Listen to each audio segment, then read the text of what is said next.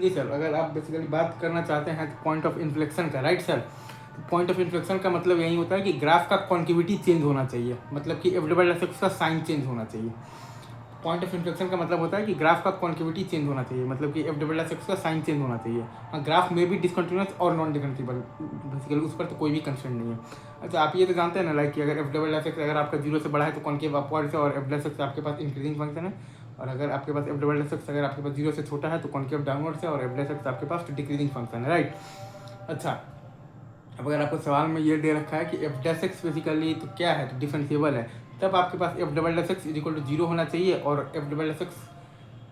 Dash X का sign change होना चाहिए, मतलब कि F double dash A plus into F double dash A minus जो है वो आपका बेसिकली तो क्या होना चाहिए, इज लेस देन 0 होना चाहिए, right sir, is it true. अच्छा, और अगर एफ डबल डैश एक्स का साइन चेंज नहीं हो रहा है,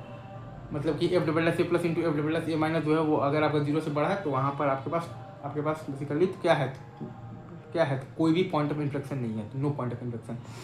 ठीक है सर। अब जैसे कि अब पहले जो केस में अगर आप देखिएगा, right sir, is it true, मतलब एक बार फिर से मैं बोल देता हूँ, अगर आपको सवाल में ही ये दे रखा है कि एफ डैश एक्स आपके पास बेसिकली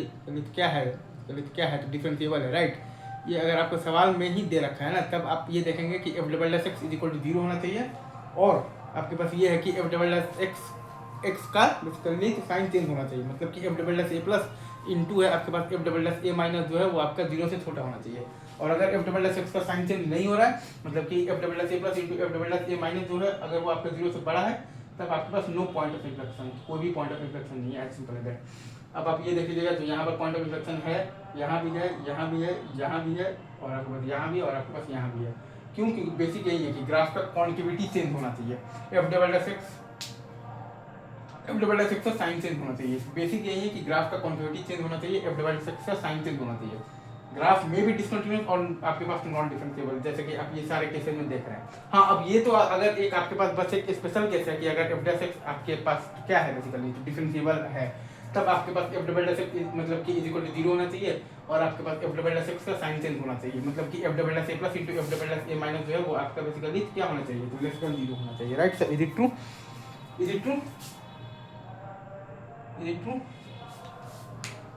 और अगर एफ डबल डैश एक्स का साइन चेंज नहीं हो रहा है, मतलब कि F double dash A plus into F double dash A minus जो है बेसिकली अगर वो आपका 0 से बड़ा है, तब तो आपका बेसिकली तो क्या है, तो नो पॉइंट ऑफ इन्फ्लेक्शन है। Again easy debate. चलिए ठीक है सर, अभी रखते हैं यहीं पर, बाकी बात आगे करेंगे, तब तक के लिए आप सभी को best of luck. Thank you very much.